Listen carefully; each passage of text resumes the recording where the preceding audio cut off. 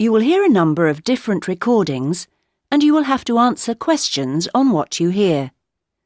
There will be time for you to read the instructions and questions, and you will have a chance to check your work. All the recordings will be played once only. The test is in 4 sections. Write all your answers in the listening question booklet. At the end of the test, you will be given 10 minutes to transfer your answers to an answer sheet. Now turn to Section 1.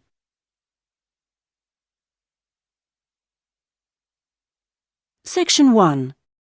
You will hear a man telephoning an employment agency to register for job opportunities. First, you have some time to look at questions 1 to 10.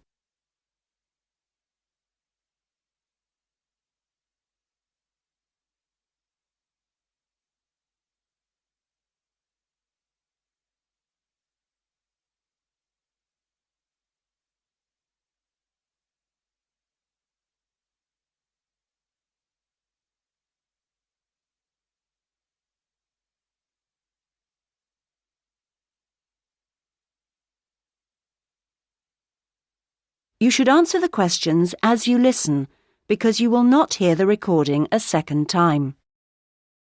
Listen carefully to the conversation and answer questions 1 to 10.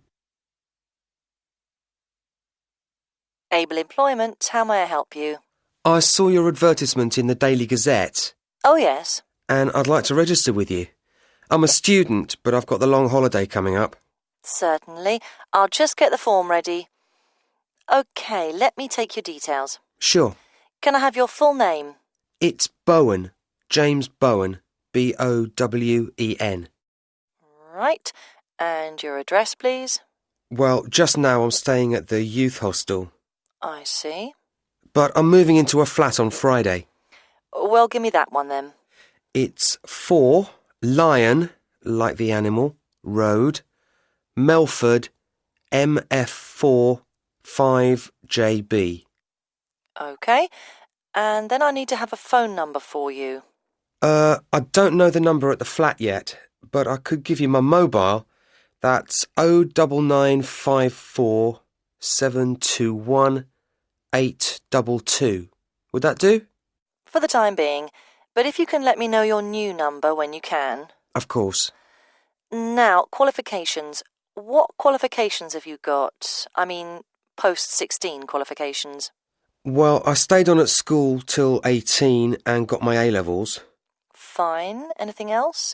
You said you were a student. Yes, and then I've done 2 years at college, so I've got my history diploma, though I don't know how useful that'll be for getting a job. Well, it depends. Everything counts in some way. And I also did an IT course this year, and that got me my computer skills certificate, which I certainly hope is relevant. It's different anyway. That's all really. That's quite a good range. And what about on the practical side? What work experience have you got? Well, not too much, because I've mainly been studying. Yes. But 2 summers ago I worked just as general assistant in a hospital for about 3 months. It was quite hard, but very interesting. OK. Anything else? If you include part-time work, Oh, yes. I've often worked in the college holidays as a tour guide, showing visitors round. That's quite enjoyable, meeting people. I'm sure. Now on to interests. There's space here for 2. What would you say?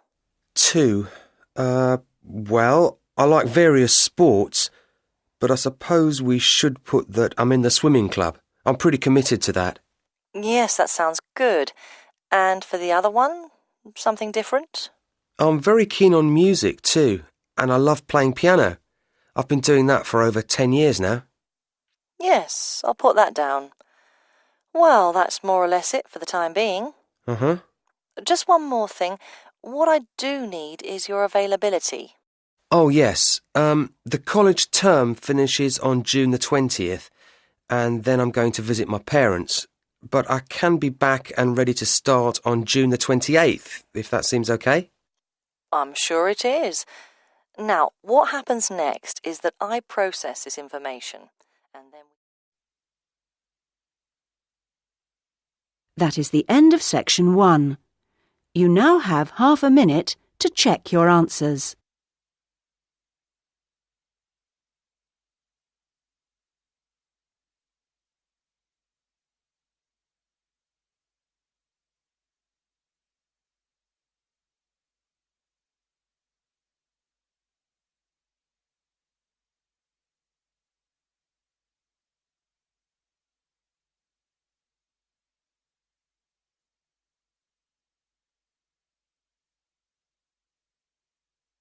Now turn to section 2.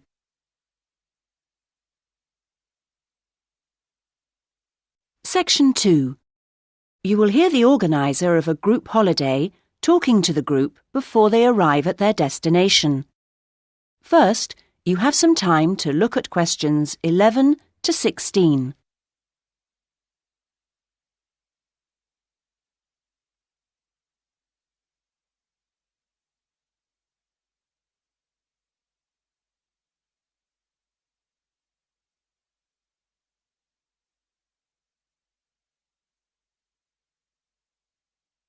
Now listen to the first part of the talk and answer questions 11 to 16. Thank you, everybody, for your attention. I hope you're all looking forward to arriving at the town. I thought you might like to know a few things while we're still on the coach, and it'll help to pass the time on our journey. OK, as you know, we're staying at the Park Hotel. It's comfortable and friendly. We're booked in for 3 nights. Now, I'm aware that not everyone wants breakfast there, so if you do want it, you should tell the hotel that you do the night before. We're making our own arrangements for dinner each evening, and there's a cafe open at the hotel most of the time if you want a drink or a snack. There's also a very pleasant lounge on the ground floor with a collection of fascinating paintings. And then I hope you're going to enjoy the various activities that are lined up. However, I do have to tell you that there have been some changes since the original programme. For one, because it's been restored and is therefore closed to the public, we won't be going to the castle after all, I'm afraid.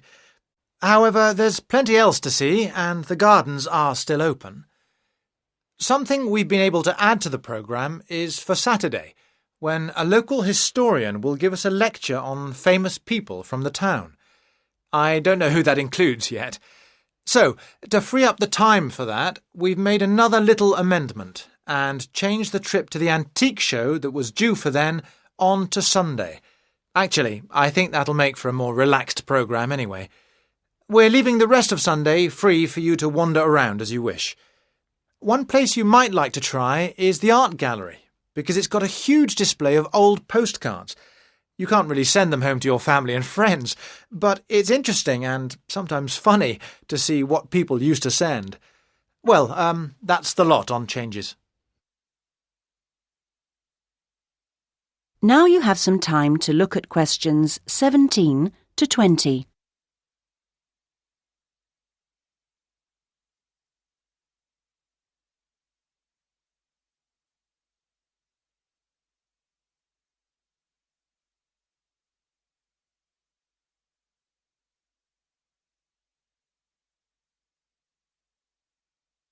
Now listen to the rest of the talk and answer questions 17 to 20. I thought it could be useful to try and get your bearings now, before we actually arrive, so I'll give you a few pointers on your maps. OK, first things first. The Park Hotel, because I assume you'll want to deposit your luggage before anything else. We'll be driving into the town from the west and stopping at the bus station. To get to the hotel, just go straight down the high street towards the railway bridge, and after the bridge, if you go left, you'll soon see it on the right. As I say, it's a nice place. You can check in, see your rooms, relax a little. There are a couple of interesting little shops nearby. There aren't any internet facilities at the hotel, I'm afraid, so if you want to send any emails, you'll need to get yourselves to the internet cafe. In fact, if you want to do that first, it's easy because it's near the bus station, on the corner towards the right of Curtis Lane and Kramer Street. So, once you've done that, well, if you do that, then I suppose you'll be ready to do a bit of exploring. You've got your basic maps, but you may want to get more information, and the Tourist Information Office is the place to do that.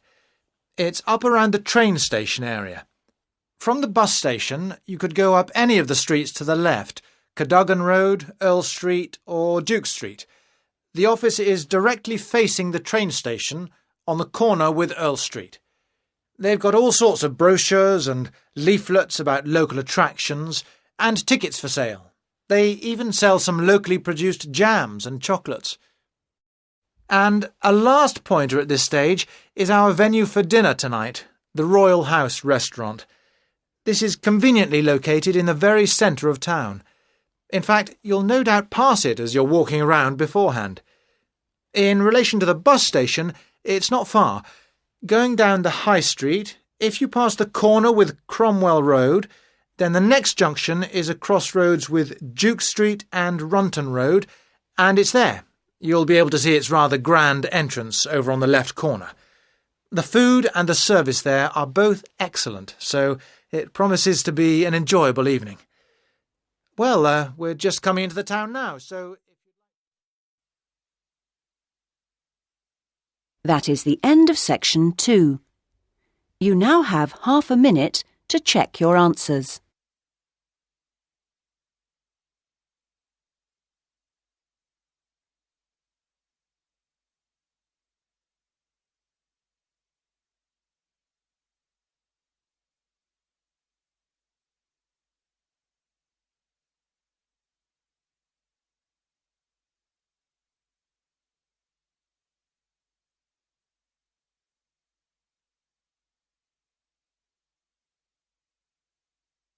Now turn to section 3.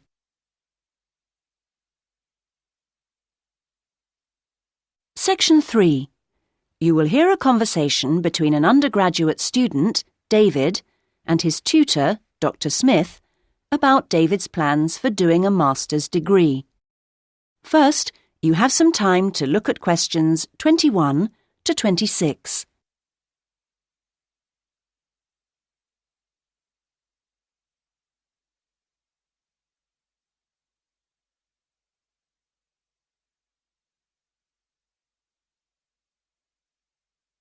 Now listen to the first part of the conversation and answer questions 21 to 26. Right. Well, David, I think it's a good idea to talk a little about your plans for going on to do an MA. Now, I understand you're thinking in terms of either Forth College or Haynes College? That's right. Well, so far anyway. No, I think that's a good choice to have narrowed it down to. I'm interested to know how the services to support students work in both places. Yes, I know you've needed to make use of those here in the last year. I have to say I'm not absolutely sure about the situation at Haynes. I expect they're all right, but certainly Forth has a good reputation in that regard. They have a large number of students from abroad, and they have to make sure they're okay. That's reassuring. And then I'll be moving city again, obviously, whichever college I go to, and I hope that the room or flat I could expect would be nice. Very important, yes. These days, actually, all colleges tend to have decent quality rooms or flats for their students, and Forth and Haynes are no exception. Right. Well, what about comparisons on the academic side of things? Well, I know you're an avid user of the limited online provision we have here. I think you'll find Haynes is about as developed, or not, as we are here, and that Forth has developed some pretty impressive stuff, which I'm sure you'd make the most of. Well, I'd certainly try. But that doesn't mean that the more traditional information sources, such as the good old-fashioned library, should be forgotten. No, of course not. While Forth has recently had a very splendid law library opened, that isn't particularly relevant for you, and I think you'd find Haynes' general university and faculty collections better suited to your needs. But that's something you could check for yourself if you visit both places. Which I'm planning to do next month. Good. Now there's the question of the lecturing staff, which is clearly going to be key to your progress. I think you'd find them adequate at Forth. There are some solid people working there, while Haynes have recently taken on some inspirational people, very cutting edge. It's a little hard to judge, though, because as a research student, it's not as if you have teaching all day every day. No, I guess not.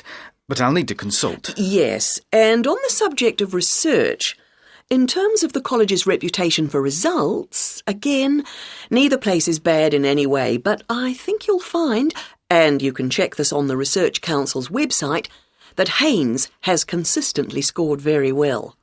There's perhaps a little bit of an issue with non-completing doctorate students at Forth. Well, I'll certainly look at the website as you suggest. Fine. Now you have some time to look at questions 27 to 30.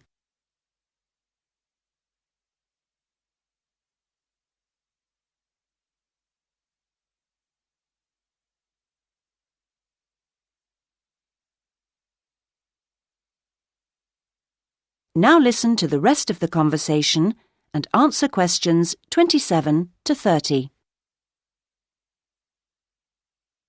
I'm still a bit anxious about making this next step. I know the level of competition is very high, especially in my area. It makes me feel rather daunted, and I wonder if in a new place I may be out on my own, if you know what I mean, compared to the sense of community here. I suppose it'll be down to my determination to succeed to get me through. Well, do remember how you felt when you arrived here. I'm sure you'll get on anywhere in the end. I hope so.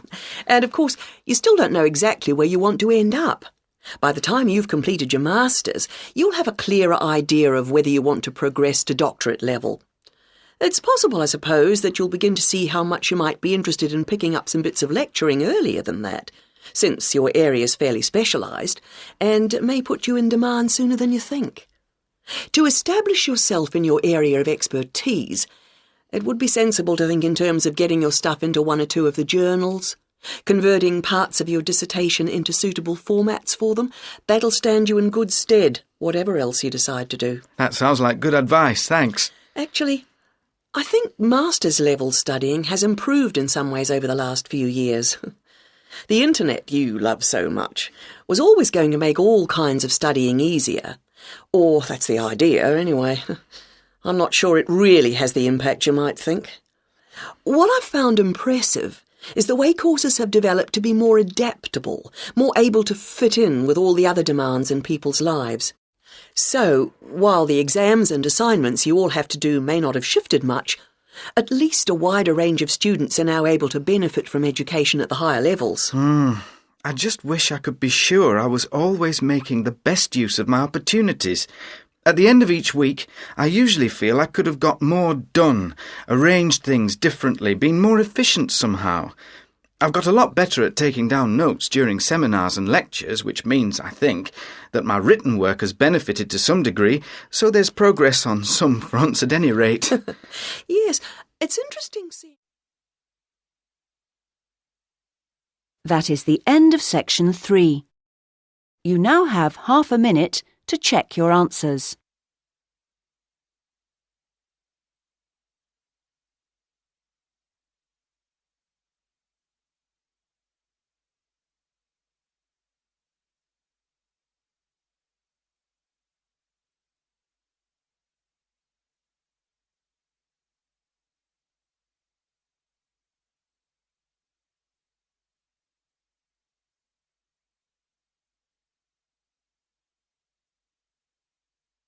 Now turn to section 4.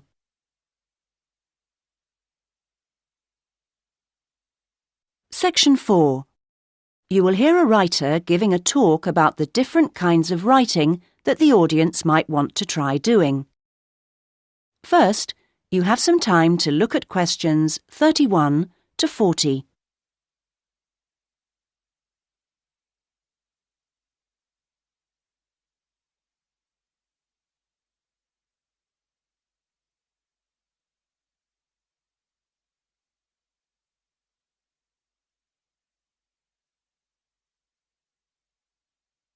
Now listen and answer questions 31 to 40. So I'm now going to say a few words about the various different kinds of writing you may want to consider. Each has its own challenges and rewards, and it's really a question of seeing what suits you best. There are no rights and wrongs here. Let's start by considering the short story. Remember that a short story isn't just a very concise novel. There are three basic styles: the story itself, the slice of life section, and the surprise type, and all of them are equally valid as treatments of the genre. When producing a short story, you don't have time for a slow build-up of interest, so you need to get in there straight away and begin with a crisis. Then there's non-fiction, which can sell very well, with biographies in particular frequently hitting the bestseller lists. It's important, however, to be sure your chosen topic is genuinely interesting to people, and you know enough about it to do it justice. So when you're submitting your idea to a publisher, it's worthwhile to give them details of specialist knowledge you have. What about articles? Now, this is a very wide area, of course, going from the very learned and obscure to the populist gossip type. Articles based on giving advice are a proven area, and to give them a sufficient focus, you should produce your article for a definite market. That will help to define your purpose. Turning to something different, there's the question of poetry. It's often hard to define what poetry is exactly. Maybe it's easier to say what it isn't. But it should be subtle, so the message of a poem oughtn't to be overly obvious. True poems let the ideas sit there for the reader to ponder. What they must do is sound good, like singing. So I recommend reading what you write aloud to yourself to check the melody. Well, then there's plays, which are basically novels, but told only through conversation. A playwright includes minimal instructions for actions, but not for every small action the actors will perform. Things such as moves towards sofa and so on are for the director to come up with. If you're thinking of trying your hand at a play, a good starting point would be to educate yourself a little in the art of acting, so that you know what the people who deliver your work can and can't do with it. What next? There's radio, of course. Radio uses an enormous range of material, and the BBC Writing for Radio Handbook contains information about all of this. To begin with, I suggest regional stations for sending your stuff to. The competition for national radio is extremely high. OK, another interesting area is children's literature. Now, very few, if any, children's books are published without pictures, but this doesn't mean that you, as writer, have to draw them. That's for the illustrator. What you do need to do is be clear who you want to write for.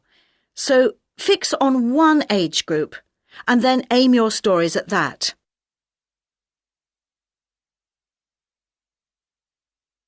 Right, I've saved what I consider to be the best and the hardest till last, the novel.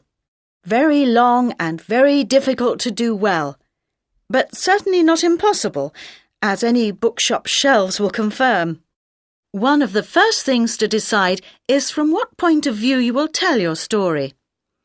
A popular choice is the first person, and this technique certainly gives a sense of immediacy for the reader, while many new writers find it easier to project themselves into their main character if they can write in his or her name. But that assumes, of course, that the main character is somehow like the writer, which may or may not be the case. Meanwhile, if your book is all narrated by I, you can only put into your story things which are experienced by that character, which may prove to be rather restricting. Now, there are all sorts of pitfalls for the novelist, and many of them relate to the issue of providing a balanced narrative. Every time you introduce a character into the story, you have decisions to make. Of course, you want to populate your landscape with a variety of people to maintain interest, but don't feel you have to decorate every one of them in elaborate detail. The same goes for irony. All too often, an inexperienced writer will create a strong ironic situation and then spoil it by spelling out what they mean by it, as if readers were too stupid to understand. A few contrasting details should serve to make the point clear. A big challenge for new novelists is dialogue. What is the relationship between conversation as people really speak and as it is in novels? Well, it depends. If you recorded actual conversations and copied them straight into your narrative, readers would get confused and bored, all those unfinished sentences going nowhere. On the other hand, you don't want to write out page-long utterances by characters, as these will seem unrealistic to an extreme, but you can insert minor descriptions and actions to vary the pace and add interest. Well, I hope what I'm saying is encouraging and not too off-putting about the various difficulties. Are there any questions at this point? That is the end of section 4. You now have half a minute to check your answers.